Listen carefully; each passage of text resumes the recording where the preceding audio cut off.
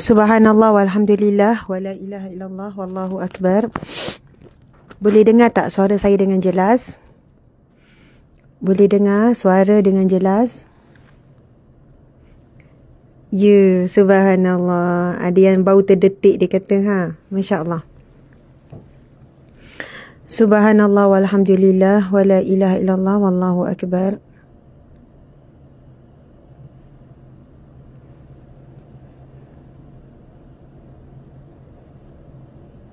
Apa khabar semua?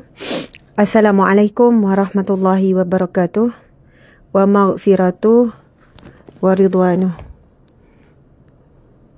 Okay. Alhamdulillah, hari ini hari yang terakhir. Sebentar saja nanti, sebentar saja lagi, dalam jam 2 di sini, lebih kurang dalam 3 jam lagi kami akan bertolak ke airport dan akan bergerak balik ke negeri yang tercinta, ke negara yang tercinta, Malaysia. Dan bila sampai di KLIA akan terus bergerak ke tempat tinggal kami lah di Seremban Negeri Sembilan. Jadi subhanallah, ramai juga yang di TikTok ni. Dah beberapa hari kita tak live di TikTok, kita live di IG. Subhanallah, kita ada Puan Siti Zubaidah Ana Hussein, ada Puan Asyiki Musafa, Faridah Jamaluddin, Sunita Muhammad, Ruslaili Juso, Umi Madiha, Aminah binti Hassan, ada New Chief Ida Saljas, ya subhanallah, Najmuddin, Ina 30 Izawati. Kita tengok lagi di FB ada Ayuni Osman, Aisyah Khira, Aminah binti Hassan. Masya Allah, muslimin-muslimat. Saya tidak ada buat perkongsian khas ni. Tak ada perkongsian khas, tajuk ke, baca kitab ke, sekadar nak buka ruang dan peluang kepada sahabat-sahabat bertanyakan apa jua soalan. Mana yang saya sempat dalam kadar dalam 1 jam. Mungkin ada yang nak tanya soalan berkenaan dengan apa-apa saja hukum hakam, ataupun soalan dari sudut yang berkait dengan peribadi pun boleh. Maksudnya mungkin adalah kan nak tanya sesuatu mana yang saya rasa boleh jawab dan logik untuk dijawab, saya jawab insya-Allah.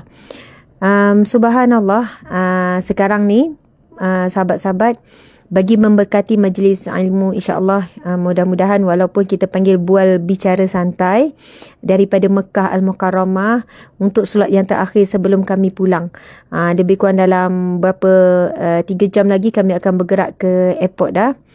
Lepas tu bergerak pulang kembali ke Malaysia. Alhamdulillah. Suara saya jelas kan? Okey, ada yang tanya macam mana nak jemput untuk ceramah online. Okey, muslimin muslimat, sekarang kita mulakan dulu dengan bacaan Al-Fatihah. Auzubillahi minasyaitanirrajim. Bismillahirrahmanirrahim. Alhamdulillahi rabbil alamin, arrahmanirrahim, maliki yaumiddin, iyyaka na'budu wa iyyaka nasta'in. Ihdinas siratal mustaqim, siratal ladzina an'amta 'alaihim ghairil maghdubi 'alaihim waladdallin. Amin. Amin ya rabbal alamin. Subhanallah, Allahu akbar. Ya, saya pun, Masya Allah, ada yang kata rindu. Saya pun merindui sahabat-sahabat. Tak tahu kan nak describe macam mana rindu tu, walaupun kita ni tak pernah jumpa kan. Tapi saya boleh rasa setiap kali berjumpa dengan tuan-puan, sama ada yang kenal atau tidak, atau kali pertama jumpa tu macam dah lama kenal. Siapa yang pernah jumpa saya depan tahu macam mana. Saya minta maaf, kadang mungkin tak sempat nak tegur lebih-lebih. Mungkin ada orang ingat saya ni macam sombong ke. Saya sebenarnya sedaya upaya nak melayan, nak menggembirakan hati. Kalau jumpa tu nak gembirakan, nak raikan.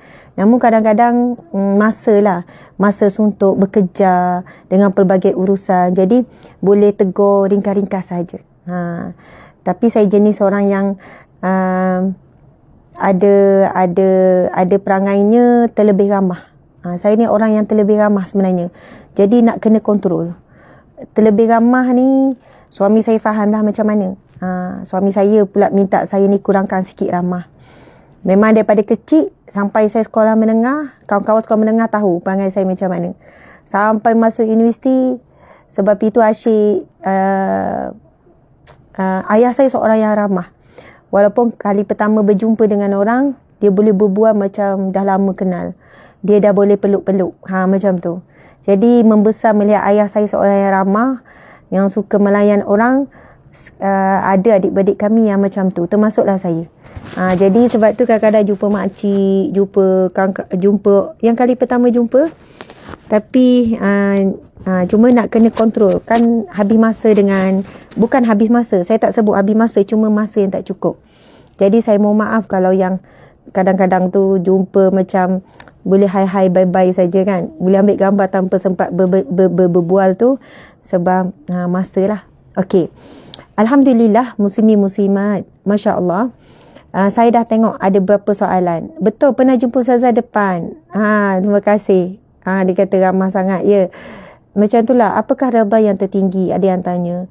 Sakit yang belum sembuh, sakit dalam perut. Ada yang sakit.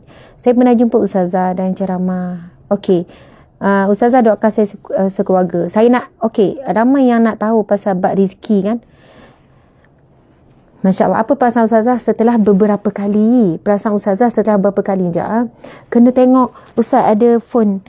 Saya tengok phone saya. Sebab kalau soalan di FB, kita tak boleh nak baca. Di Ustazah, aku cakap dalam WhatsApp hukum ni macam mana? Kalau suami cakap, aku cakap lepaskan dalam WhatsApp, apa? Okey, lafaz talak, kalau sebut dalam WhatsApp pun sah ya, memang jatuh. Encik suami mai duduk sebelah ni. Ya, okey. Ni. Subhanallah. Alhamdulillah. Kena tengok ni. Di FB, saya tengok jap soalan dekat page. Ini adalah detik terakhir kita bersiaran daripada Masjidil Haram, daripada Mekah Al-Mukarramah. Okey, kita tunjukkan dulu sikit. Sebelum kita pergi kepada jawab soalan, kita tunjukkan dulu. Okey, saya akan pusing ke belakang. Ustaz, ni kat mana nak pusing? Selalu tak jumpa.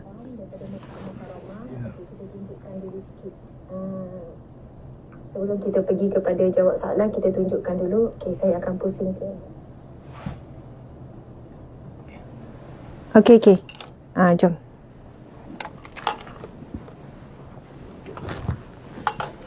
Okey, subhanallah.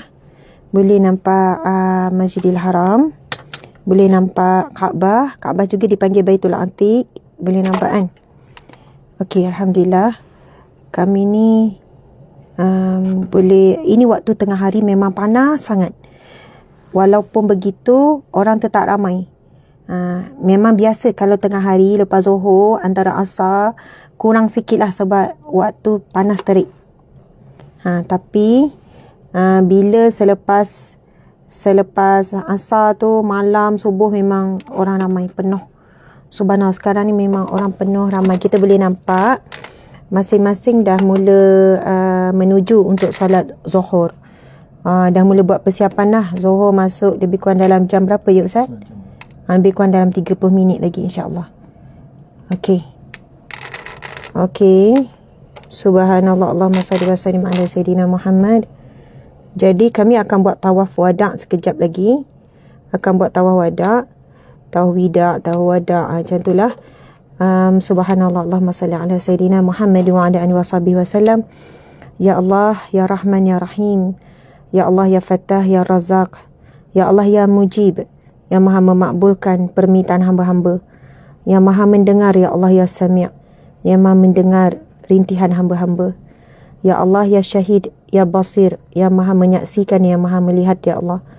Ya Allah, kurniakanlah kepada kami, kepada saudara kami, sahabat-sahabat kami, kepada semua, Ya Allah, umat Islam yang menginginkan, yang berhajat untuk hadir menjadi tetamu-Mu, Ya Allah, di Masjidil Haram dan di Masjidil Nabawi, Ya Allah. Ya Allah, Ya Rahman, Ya Rahim, Ya Fattah, Ya Alim. Kurniakanlah kemudahan daripada rizki yang diusahakan dan rizki yang tidak disangka-sangka, Ya Allah, untuk menjadi tetamu-Mu, Ya Rahman, Ya Rahim, untuk menjadi penziarah Rasulullah sallallahu alaihi wasallam. Murahkanlah rizki ya Allah. Lapangkanlah rizki untuk kami ya Allah. Berilah kesihatan dan kekuatan, nekat, niat, usaha, ikhtiar ya Allah untuk sampai ke sini ya Allah. Allahu Akbar, Allahu Akbar, Allahu Akbar. Ustaz, tolong Ustaz. Ustaz. Ustaz. Minta maaf ya. Tak kuat tangan. Okey, kejap. Ustaz ada urusan kejap.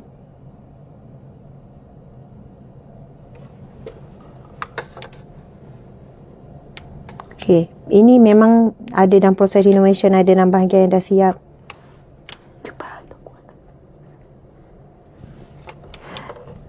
tak kuat tangan. Allah Akbar. Berat. Subhanallah. Okey. Sebab apa? Cakap pun lah. Okey. Amin, amin ya rabbal alamin. Okey. Macam mana nak patah balik? Ni.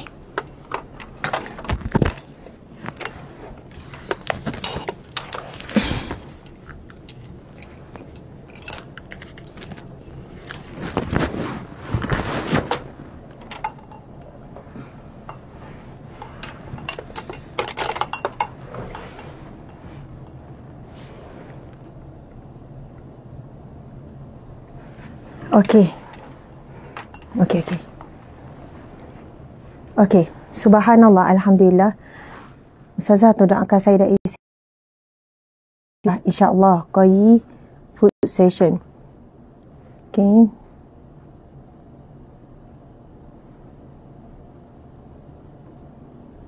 InsyaAllah Encik, kita doakan. Ya Allah, kurniakanlah kepada sahabat-sahabat kami. Kita dah sampai tahap endemik, insyaAllah. Masing-masing dah makin tenang, masing-masing dah makin biasa dah. Jadi kita dah tahu dah apa yang perlu dibuat. Tak panik macam awal-awal dulu. Kita dah fasa endemik kan. Okey, alhamdulillah. Ustaz boleh tengokkan soalan di FB ya. Macam mana Ustazah, suami saya cakap dia lepaskan tu tak pasti jatuh ke tidak. Ada yang tanya soalan, saya dah baca daripada tadi. Suami lepaskan tu, dia macam ni kan, lafaz talak ni ada dua. Satu yang jelas, satu tak jelas. Kalau dia sebut saya lepaskan, maksudnya lafaz tu masih lagi kiasan. Tanya dia niat dia apa lepaskan tu. Masya Allah. Tapi kita ni bila sebut lepaskan tu lebih kepada maksudnya jatuh talak. Bab talak ni saya minta sangat sebab pengalaman saya kerja Jabatan Agama, bahagian pengurusan yang menguruskan bab-bab aduan masalah talak, rujuk dan sebagainya. Anda sebenarnya memang kena ke mahkamah. Pergi kat mahkamah rendah syariah. Pergi ya, mahkamah rendah syariah setiap daerah ada. Dia bukan setiap negeri, setiap daerah ada mahkamah. Ada mahkamah rendah syariah. Lepas tu pergi kaunter, bagi tahu saya nak buat pengesahan talak. Nak buat pengesahan sahaja. Nak sahkan jatuh ke tidak. Nanti mereka akan panggil untuk bersidang. Tuan puan jangan risau. Orang bukanlah ramai dalam bilik tu. Dan prosesnya sekejap saja. Hakim, sebab saya dah biasa tengok proses ni. Dulu saya kerja, tuan puan sekalian, mungkin ada yang baru mengenali saya. Saya dalam 9 tahun, saya sebagai penjawat awam, bertugas di Jabatan Hal Ehwal Agama Islam Negeri Sembilan. Saya sebelum itu, maksud saya sebagai penolong pengarah bahagian undang-undang keluarga, menguruskan secara langsung melalui unit runding cara tentang kes-kes masalah rumah tangga sampai ke pihak mahkamah. Jadi biasa juga masuk dalam mahkamah melihat proses-proses. Jadi hakim panggil kan, kadang tu nak buat pengesahan tak perlulah lawyer. Lawyer ni kalau yang swasta, buka file saja dah mahal. Jadi pergi sendiri je. Tak perlu pun sebab nak buat pengesahan lafaz je. Perkara mudah, jangan susahkan.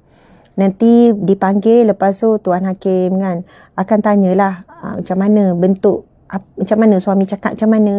Lafaz tu ditolak dengan keadaan yang bagaimana. Bila jelaskan, boleh jadi Tuan Hakim kata tak jatuh talak. Boleh jadi Tuan Hakim kata jatuh talak. Jadi sebenarnya yang paling diyakini adalah keputusan daripada mahkamah. Jadi pergilah, jangan malu sebab ramai orang sebenarnya dah jatuh talak lebih 3 kali tapi masih lagi seperti hubungan suami isteri. Yang jumpa Ustazah, suami saya dah sebut sebenarnya 100 kali kot, beratus-ratus kali dah sebut aku ceraikan kau, talak 3. Setiap kali bergaduh dia akan sebut. Lepas tu dia cakap dia tak niat. Dia cakap dia tak niat Ustazah. 100 kali dah saya kata. Kalau ikutkan, kalau sebut jelas talak dan sebut talak 3, niat tak niat tetap jatuh. Walaupun tak niat. Walaupun main-main. Talak ni jangan main-main ya. Walaupun main-main, walaupun sungguh-sungguh, tetap jatuh. Main-main. Suami saya gurau. Dia saja acah saya. Tapi dia main-main, tak niat. Tak, kalaulah kiasan, mungkin boleh jadi tak jatuh. Tapi kalau dah sebut perkataan talak, cerai, maka walaupun main-main tetap jatuh.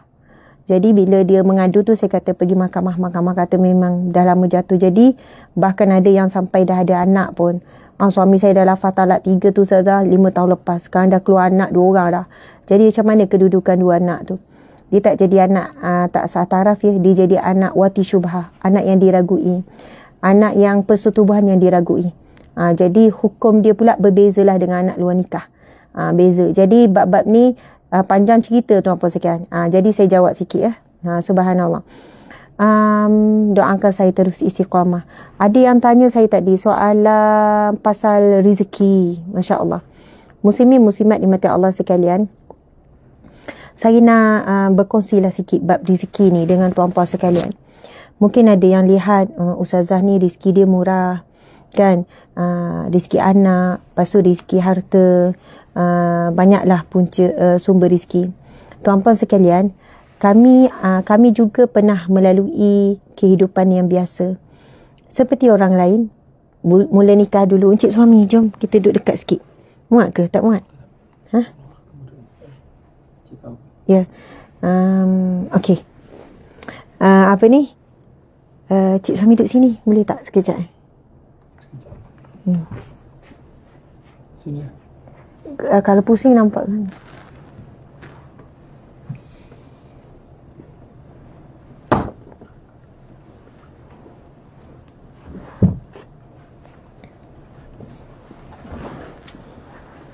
Okey.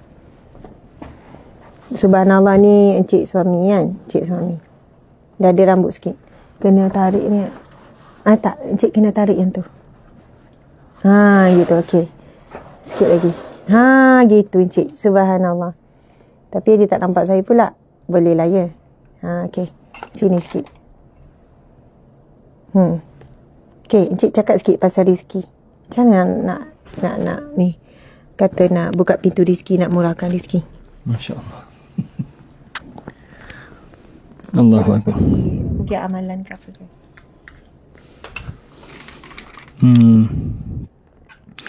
Masya-Allah. Betul lah sebagaimana permulaan Ustazah tadi, sebenarnya kehidupan kami juga jika orang membandingkan kita lah dengan kehidupan awal dulu perkahwinan, saya rasa semua mengalami situasi yang sama lah.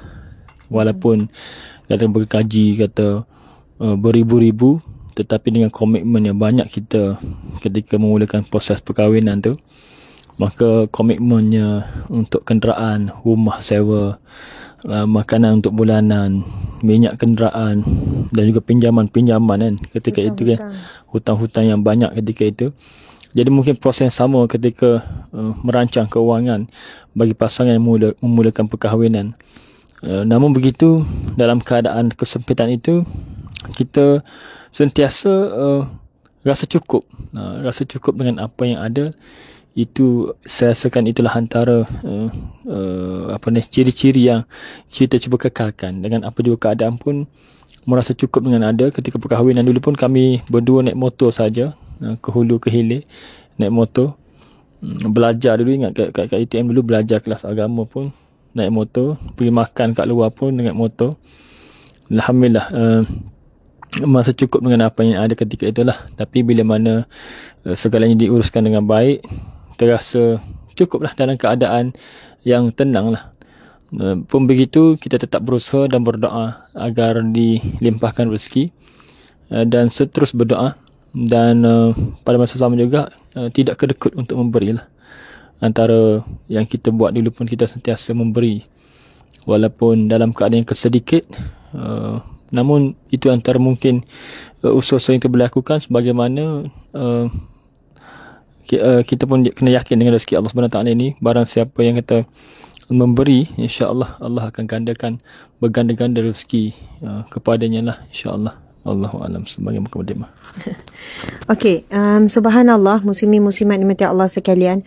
Saya kira topik rezeki ni memang topik yang selalu kita semua fikir, kita semua usaha, semua orang gunakan ayat nak ada kebebasan kewangan.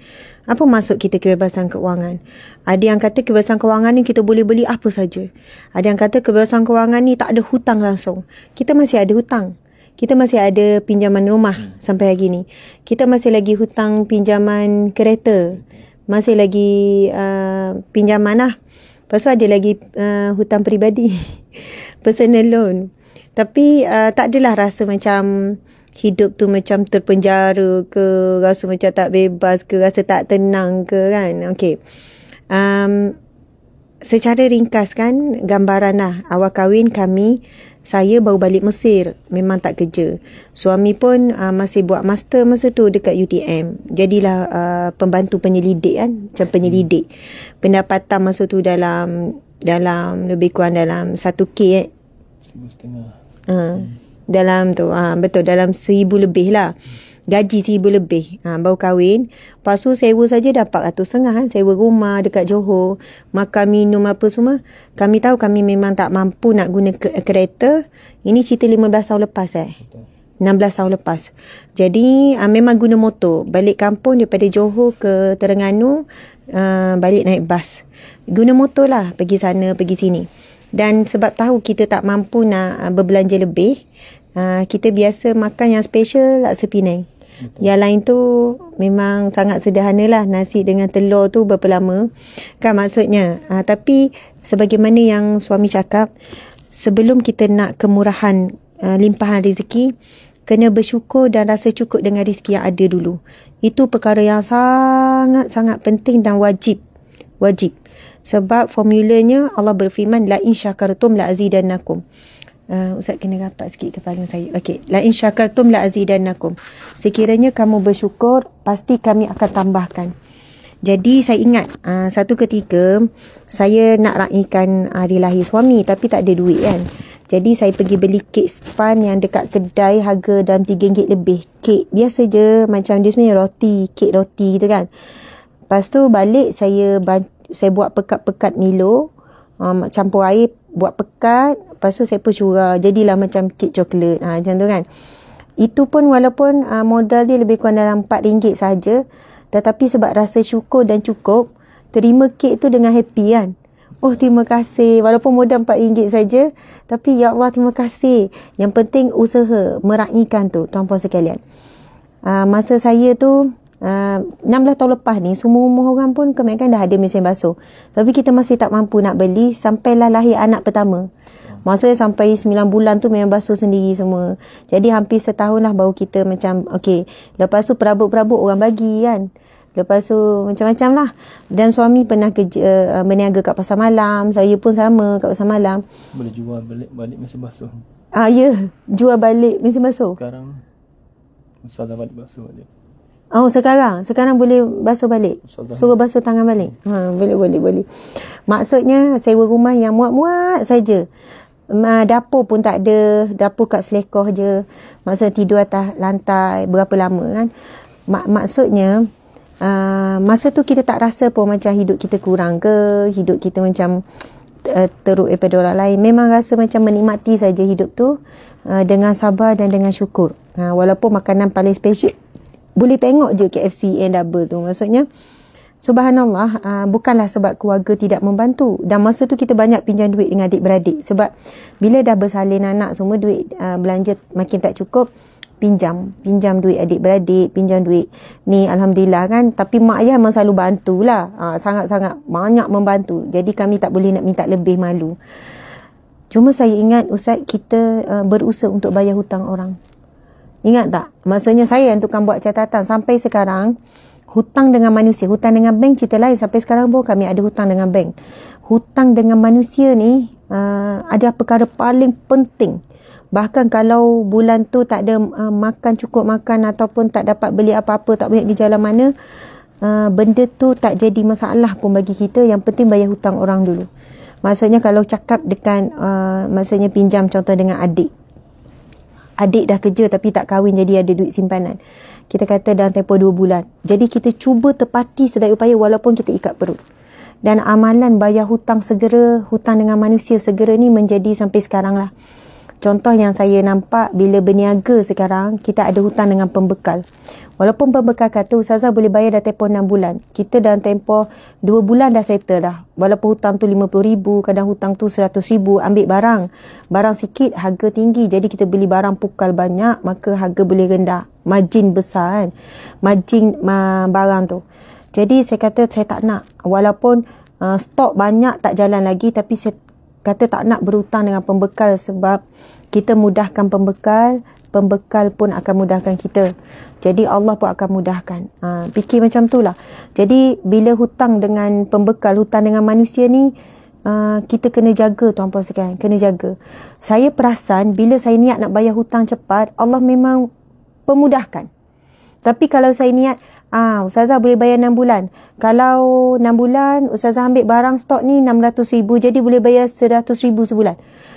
Saya kata tak ada. Saya niat untuk bayar 2 bulan je settle. Contohlah kalau barang RM60,000, jadi berapa sebulan jadi RM10,000 kan.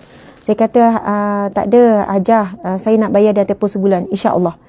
Dan saya perasan bila niat kata nak bayar segera hutang orang, rezeki tu Allah pemudahkan. Tapi bila niat nak bayar lambat, rezeki pun lambat, rezeki pun payah. Jadi saya nak sebut pada tuan-puan sekalian, sebab hutang dengan manusia ni benda yang berat. Sampai Nabi SAW pernah ada jenazah datang, Rasulullah tanya, ada hutang tak? Dia kata, dia tidak ada hutang ya Rasulullah. Rasulullah terus solatkan jenazah. Jenazah yang lain, ada yang lain datang kan, dalam waktu yang lain, Rasulullah tanya soalan yang sama. Ada hutang tak ni? Jenazah ni ada hutang tak? Arwah ni ada hutang tak? Lalu dia cakap ada. Lepas tu Rasulullah tanya, ada tak sesiapa boleh bayar hutangnya? Dia ada harta tak untuk settlekan hutang? Ada. Nabi solatkan jenazah. Kemudian ada jenazah yang lain pula dalam situasi yang lain, Nabi tanya soalan yang sama juga. Dikatakan ada hutang. Dia ada harta ditinggalkan untuk settle hutang dia? Tak ada. Kemudian Rasul enggan menyolatkan jenazahnya. Lalu bila sahabat tengok perkara begitu, lalu ada seorang sahabat kata, aku akan bayar hutangnya ya Rasulullah. Baru Rasulullah nak solatkan jenazah. Lalu Rasulullah SAW bersabda, sesungguhnya semua dosa kan, orang yang mati syahid ni diampunkan Allah, kecuali hutang. Maksudnya hutang manusia ni berat. Dalam mafhum hadis yang lain, Nabi sebut apa? Barang siapa yang berhutang dengan saudaranya tapi sengaja tak bayar. Dia bukan tak mampu, Ustaz. Encik suami, dia mampu bayar, tapi dia saja tangguh. Maka dia ibarat mencuri harta saudaranya. Ini yang paling sebab tu kita sebenarnya bila kita niat, kita berhutang dengan orang ketika kita memerlukan. Lepas tu kita niat nak bayar, Allah mudahkan. Bahkan ada yang dalam mafhum hadis Nabi yang lain, barang siapa yang berhutang dan berniat untuk membayarnya, namun tak dapat, lepas tu meninggal, Allah akan membayar hutangnya. Soalnya macam, tapi yang bahaya hari ni orang berhutang, dia bukan niat nak bayar, tak nekat, tak sungguh-sungguh. Dia duduk beli handbag dulu, dia duduk beli Tupperware dulu, duduk beli Corel dulu. Hutang tak bayar lagi dengan orang ni. Duduk pergi berjalan dulu. Walaupun mungkin orang tu tak tahu, orang yang beri hutang tu tak tahu. Pergi umrah dulu. Contoh kan. Orang yang dia berhutang tu walaupun tak tahu, tapi Allah tahu. Na'udzubillah hati tak tenang, jiwa tak lapang. Subhanallah, Allahu Akbar.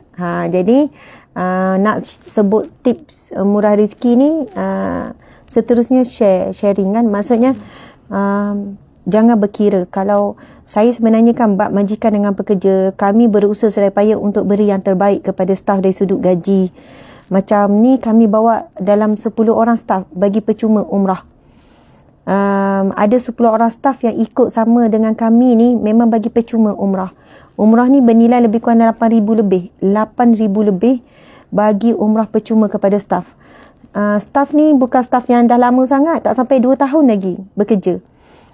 Tapi antara yang paling lama, sebab syarikat kita pun baru dalam 2 tahun, ikut seniority, kesetiaan, tapi yelah mereka ni bagus-bagus. Jadi walaupun mereka kata Ustazah, terima kasih bagi kami peluang untuk bagi umrah, saya kata sebenarnya memang rezeki kamu, memang Allah pilih kamu. Kami ni perantaraan saja. Banyak ucap terima kasih, syukur kepada Allah. Saya sebutkan, kalau siapa yang jadi majikan, kita kena ingat kita memang akan ditanya oleh Allah. Kita akan dihisab dan kita akan dipertanggungjawabkan. Itu yang saya sangat takut.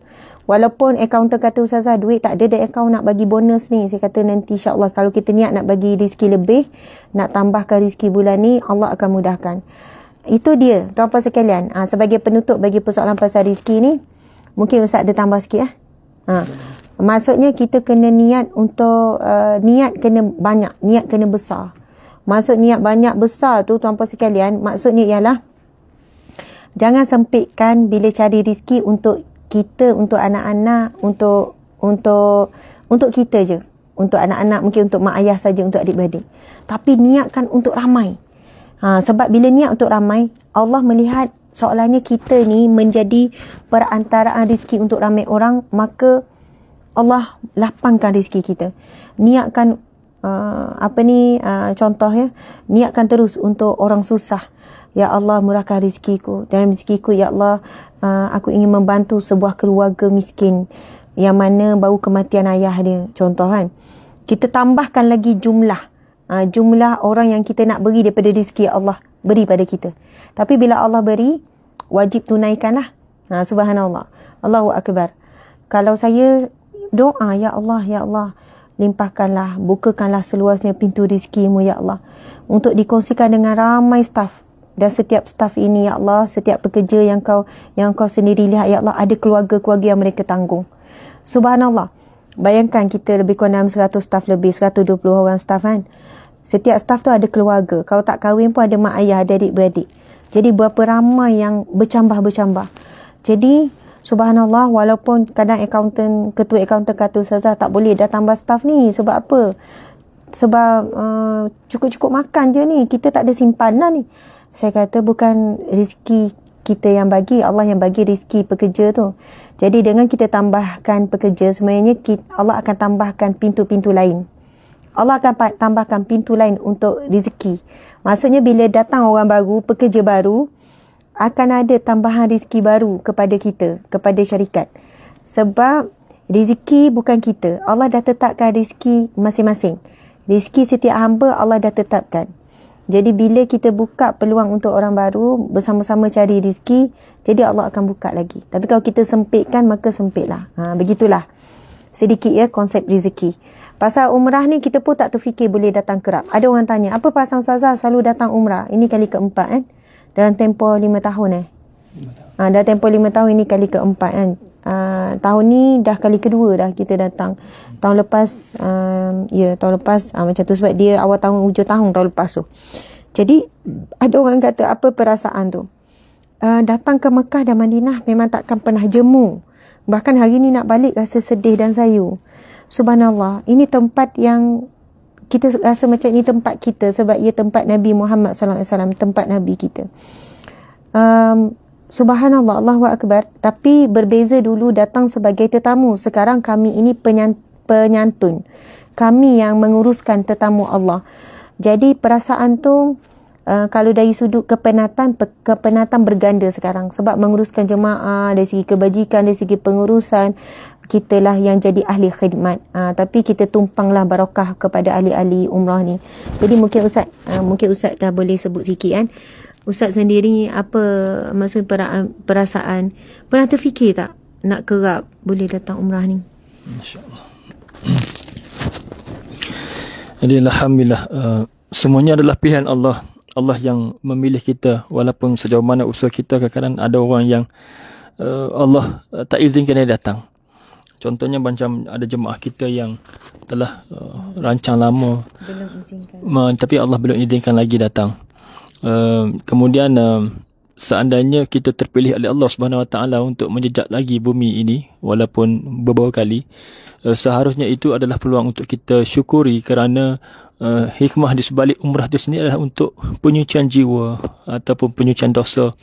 Di mana kalau kita nak fikir tentang kelebihan sembahyang ataupun solat di Masjid Nabawi 1000 kali ganda, dan solat di Masjidil Haram 100,000 kali ganda, maka kita lihat seolah-olah peluang Allah berikan kepada kita itu adalah peluang untuk kita menambah pahala dalam Allah nak memilih kita insya-Allah untuk ke syurga Allah Subhanahu Wa Taala dan menutup semua dosa-dosa kita atau menghapus semua dosa-dosa kita kerana di peluang untuk berada di tempat yang makbul doa, kemudian peluang untuk kita merasai kelebihan-kelebihan. Contohnya solat di Masjid Quba pun dikatakan seumpama menunaikan umrah. Maknanya itu satu benda yang patut disyukurilah. Kalau Allah pilih, mungkin kita masih lagi hamba yang berdosa. Kita kena renung sedemikian rupa bagus kita seolah besar nilainya jika dijemput lagi walaupun berkali-kali, dan menambahkan kefahaman kita tentang lebih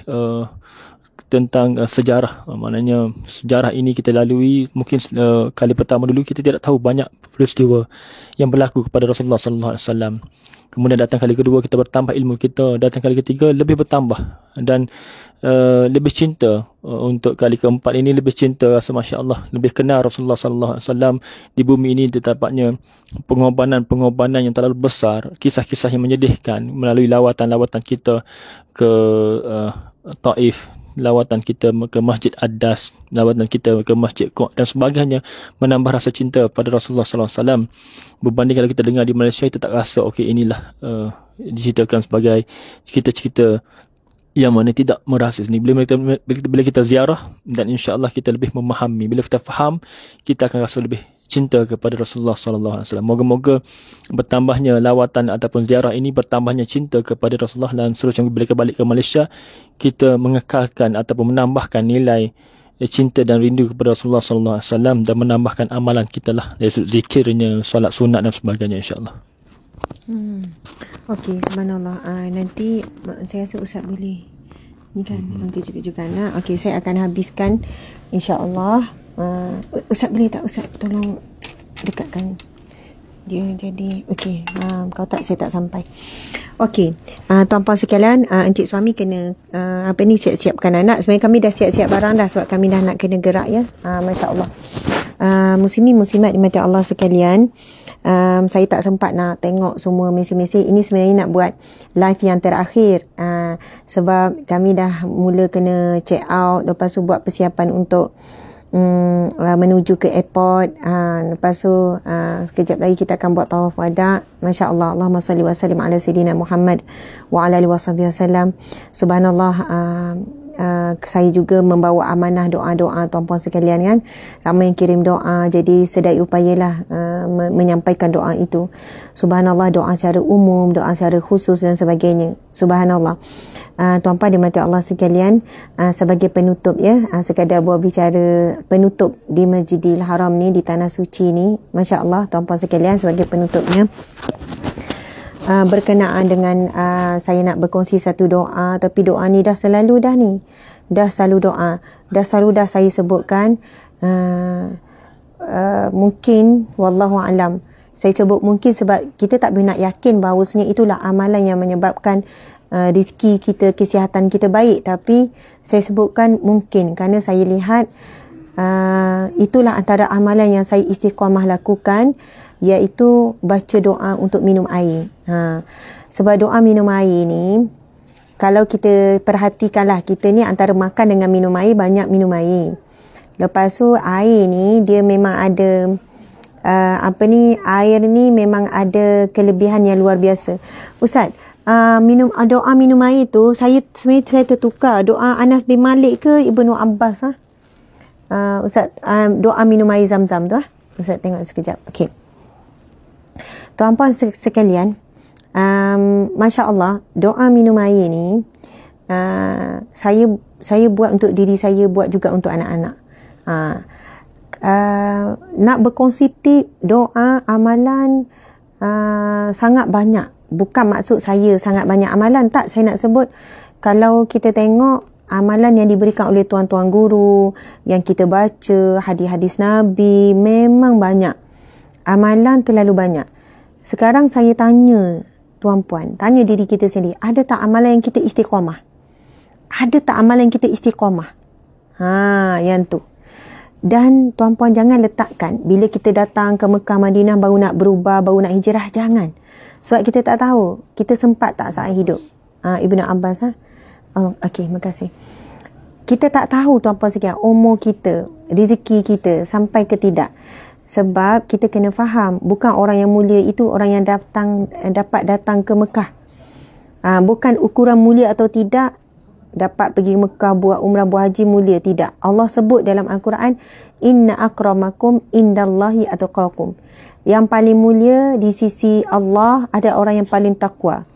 Kalau datang ke Mekah setiap tahun pun, datang ke Madinah setiap tahun pun, tapi takwa tak naik, sekejap je bertahan, lepas tu dah kembali panggil asal, walaupun umrah setiap bulan sekalipun, tapi mulut masih lagi mengumpat, mengata, mengeji, menghina, menulis macam orang tak pernah pergi umrah, tak pernah pergi haji, maka subhanallah, soalannya ibadah dia tu tidak boleh mengubah dia menjadi hamba Allah lebih baik. Jadi tuan-puan sekalian, Allah dah jelaskan, inna akramakum, sesungguhnya yang paling mulia, indallah, di sisi Allah, atqakum, yang paling takwa. Jadi di mana pun kita berada, dapat datang tak dapat datang, sekarang ni fokus, saya nak tanya apa amalan masing-masing yang istiqamah, yang selalu dibuat hari-hari. Doa daripada Ibnu Abbas. Ibnu Abbas ni, saya kalau nak cerita panjang, ya Allah, dia ni adalah sepupu Nabi. Dia ni anak kepada Abbas. Abbas ni bapa saudara Nabi. Adik kepada Abdullah, ayah Nabi. Ibnu Abbas ni Masya Allah, antara perawi hadis yang banyak. Okey, tak sempat nak cerita, tapi saya nak bagi tahu doa daripada Ibnu Abbas ini, walaupun kita kata bukan doa Nabi, tapi bila doa orang yang paling dekat dengan Nabi, Ibnu Abbas antara orang paling dekat dengan Nabi, maka subhanallah, ia adalah doa yang mustajab, doa yang luar biasa. Sebab orang yang paling dekat dengan akhlak Nabi, kadang-kadang amalan mereka itu yang disahkan oleh Nabi. Subhanallah. Doa Ibnu Abbas bila minum air Zam-Zam, Ibnu Abbas doa apa? Allahumma inni as'aluka ilman nafi'an wa rizqan wasi'an wa shifaan min kulli da'in ya arhamar rahimin. Tuan-puan boleh cari Google internet doa minum air Zam-Zam. Cuma saya akan amalkan, alhamdulillah, insya-Allah amalkan doa itu, bukan minum air Zam-Zam saja. Sebab baik Malaysia tak ada air Zam-Zam.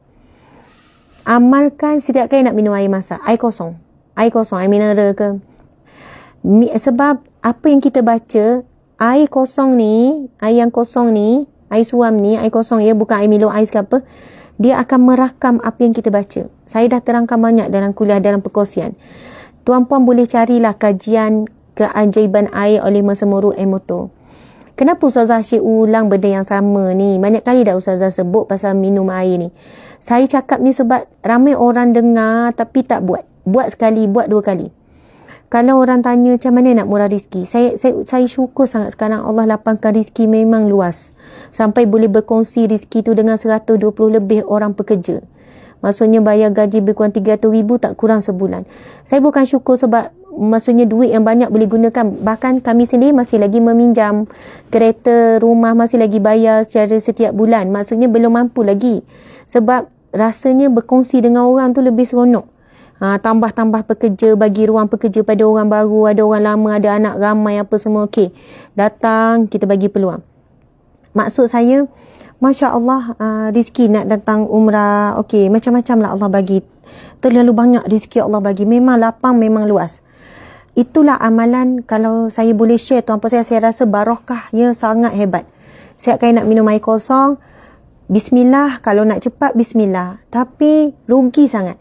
Bila kita doa, Allahumma inni as'aluka, ya Allah, daku memohon, meminta kepadamu ilman nafi'an, ilmu yang bermanfaat, wa rizqan wasi'an, rizki yang luas, wa shifaan min kulli da'in, kesembuhan daripada segala penyakit. Hebat doa tu. Tapi saya tambah satu lagi di hujung, wa tijaratan lan tabur, dan perniagaan yang tidak rugi. Sebab saya orang berniaga. Sebenarnya berniaga kecil ke besar ke, ataupun makan gaji ke, kita berniaga dengan Allah. Tijaratan lan tabur, tidak rugi dunia dan akhirat. Perniagaan dunia tak rugi, di akhirat juga tidak rugi. Jadi tuan-puan sekalian, itulah doanya. Mudah-mudahan bermanfaat. Boleh cari doa air Zam-Zam. Amalkanlah, tuan-puan akan rasai bagaimana Allah, dia air tu yang menyembuhkan sakit kita. Kalau orang tanya, Ustazah, nampak cegah je, kejap buat itu, kejap buat ni, macam-macam buat kerja NGO, buat misi banjir, kejap Ustazah kat situ, kejap kat sini, kejap. Macam Bila Ustazah rehat? Tidur berapa jam? Kadang tidur 3 jam je, Tuan Puan, 4 jam. Tapi fikir banyak, urus banyak sebab syarikat banyak, staf ramai. Syarikat Sdn Bhd banyak, sampai 5 Tuan Puan sekalian. Syarikat enterprise.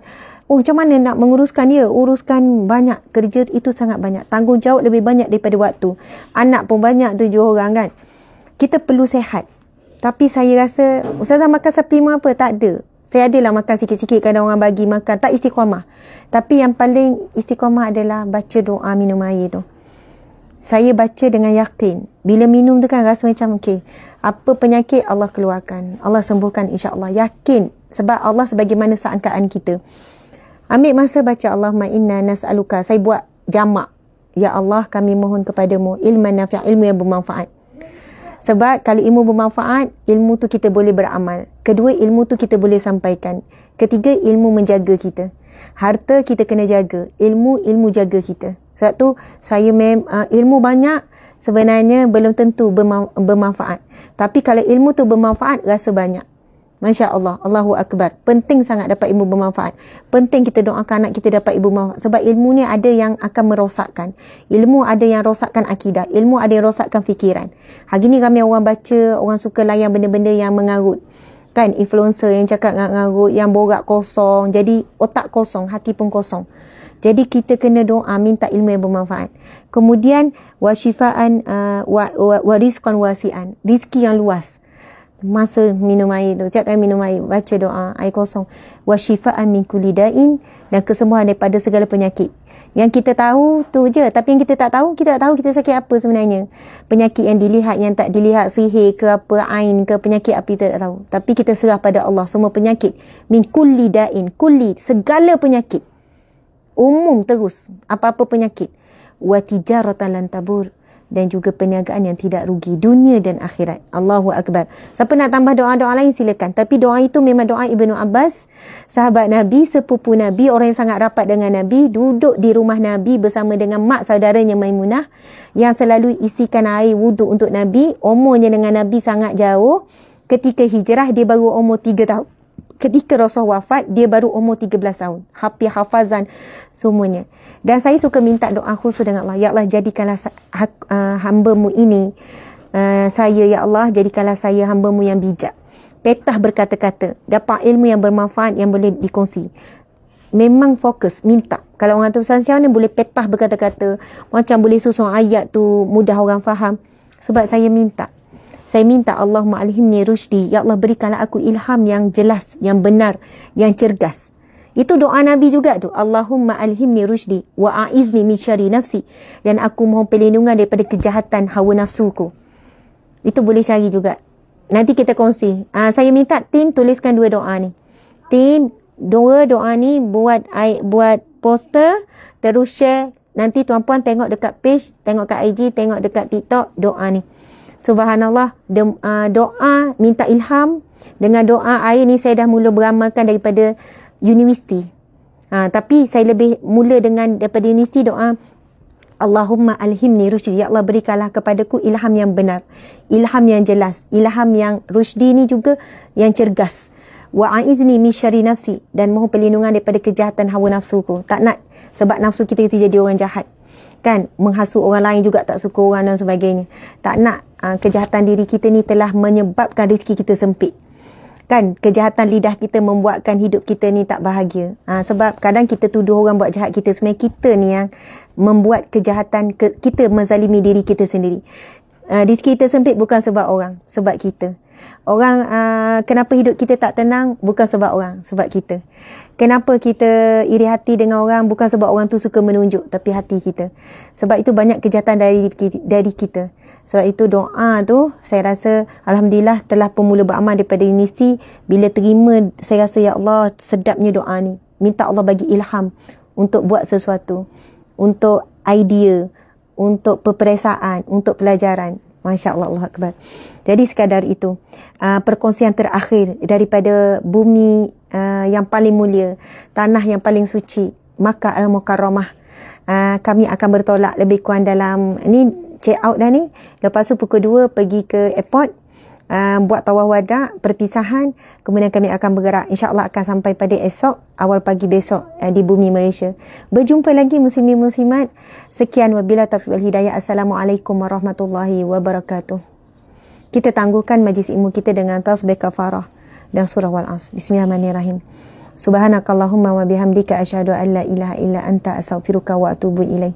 Bismillahirrahmanirrahim. Wal as innal insana lafi khusr illa allazina amanu wa amilus solihat wa tawasaw bil haqqi wa tawasaw bis sabr.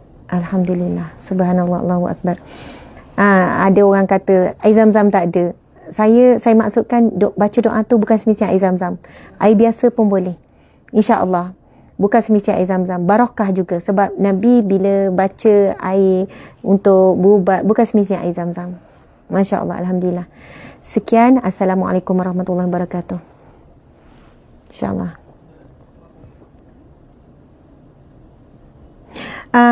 Siapa tu? Luqman, mai tolong Umi jap. Tolong Umi jap. Tak. Luqman tak masuk live. Tunjuk Kaabah jap, Luqman. Bismillahirrahmanirrahim. Luqman bawa yang ni. Umi bawa yang ni. Semua bawa. Masya Allah. Ni. Luqman buka pintu ni. Tingkap ni. Anak tolong. Subhanallah. Umi sebenarnya. Okey. Okey. Luqman tolong yang ni, Luqman. Allahumma salli wa sallim ala sayyidina Muhammad. Luqman yang ni. Okey, Umi yang ni. Okey. Luqman pandai-pandai. Zoomkan sikit. Allahumma salli sayyidina Muhammad. Labbaik Allahumma labbaik. Labbaik la syarika laka labbaik. Innal hamda wan ni'mata laka wal mulk la syarika lak. Subhanallah. Sebentar saja lagi kita akan masuk Zuhur. Okey, subhanallah. Luqman tunjukkan sikit suasana di luar Masjidil Haram. Ini pandangan daripada Safah. Kami tinggal di Safah. Nampak yang garis-garis tu adalah sajadah. Ini bahagian atas. Nampak kan ada tiga Luqman, tiga kubah tu.